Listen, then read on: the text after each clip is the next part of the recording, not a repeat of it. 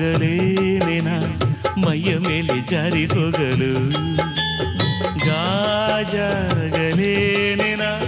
ನಿನ್ನ ಅಂದ ಚಂದ ತೋರಲು ಮಂಜಾಗಲೇನೆನ ನಿನ್ನ ಕೋಪ ತಂಪು ಮಾಡಲು ತೇರಾಗಲೇನೆನ ನಿನ್ನ ಹೊತ್ತುಕೊಂಡು ಹೋಗಲು ಕೇಳದೆ ದೇವಿ ವರವ ಕೊಡಳು ಹೊಗಳದೆ ನಾರಿ ಮನಸ್ಸು ಕೊಡಳು